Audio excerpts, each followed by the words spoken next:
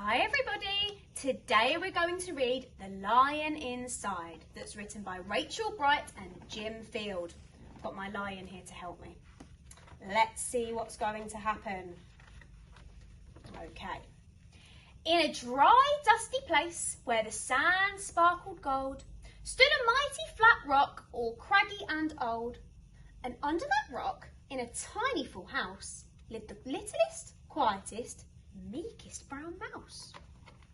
He was so very tiny, so incredibly small, that nobody ever noticed him, ever at all.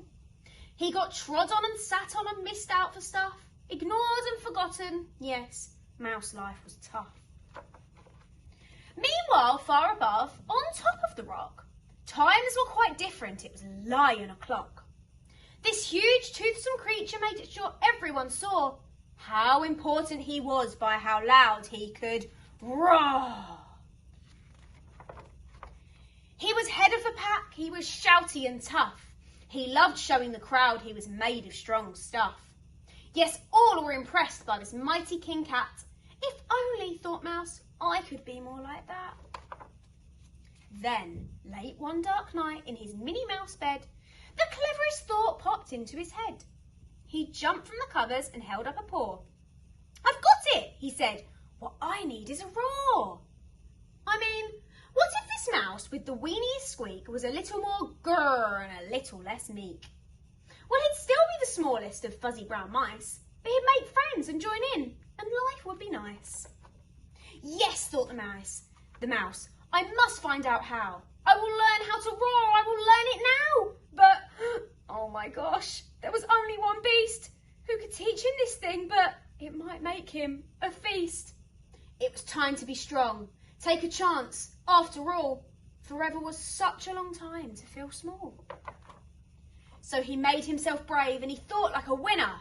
He set off for the top, hoping not to be dinner. It felt like the scariest thing he could do. But if you want things to change, you first have to change you. The further he climbed and the closer he got to the slumbering lion reclining on top. Then, at last, as he stood on his tippity toes, he found himself suddenly nose to nose. Pardon me. Wake up, Mr. Lion, you've got company.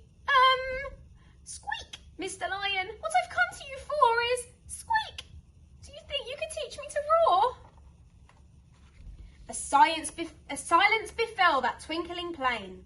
Lion opened his eyes and puffed out his mane. Time slowed right down, why it felt like a week. Then he opened his mouth and let out an eek! The lion was shaking, his paws all a fumble. He was backing away with a scrambling tumble. "Don't hurt me," he whimpered. "I will try to be nice." Well, my goodness, this lion was frightened of mice. "Don't worry," Mouse peeped. "I'm a friend, not a foe. Let's rock this together. We'll have fun, don't you know?"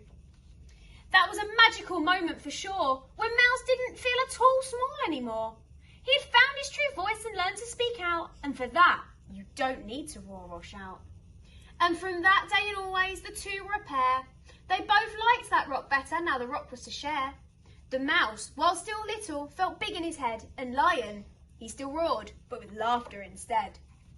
Yes, that day they both learned that no matter your size, we all have a mouse and a lion inside.